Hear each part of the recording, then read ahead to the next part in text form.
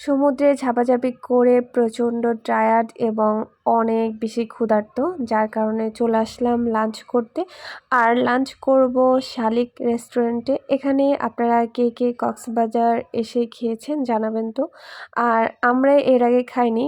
আমার এসহ 3বার কক্সবাজারে আসা, তো এর আগে আমার খাওয়া হয়নি। কিন্তু দাদা নাকি অনেক আগে খেয়েছিল, 2006 কি 8 সালে তখন। তো তখন নাকি খাবারের মান খুবই ভালো ছিল, আর এখনও নাকি অনেক বেশি ভালো। তো খাবারের মেনু দেখে আমরা অর্ডার করে দিলাম। আমরা অর্ডার করেছিলাম ভর্তা প্লেটার, ওখানে অনেক রকমের ভর্তা থাকবে, আর হচ্ছে লইট্টা ফ্রাই। এখানে চিকেন টিকেন খেতে ইচ্ছে করতেছিল না, কারণ এগুলো সবসময় বাসায় খাওয়া হয়। যে খাবারগুলা এক্সেপশনাল ওগুলোই আসলে খেতে ইচ্ছে করে। আর ভর্তা দেখে তো আমার জিভে জল চলে আসতেছিল। আসলে ভর্তা, ভাত, ডাল এত মজা। আর লইট্টা ফ্রাইটা অসাম ছিল। আমি জানি না ওরা কিভাবে লইট্টা ফ্রাই করে, বাসায় করলে একদমই এরকম হয় না, এত মুচমুচে এত টেস্টি হয় না।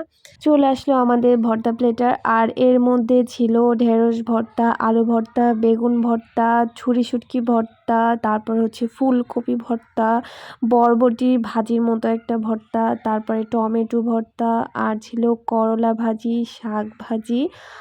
হ্যাঁ, তো এগুলো ছিল। এখানে আরেকটা ছিল, আমি এটা নাম মনে নাই, যাই হোক এই যে এটা। তো অসাম ছিল খাবারটা।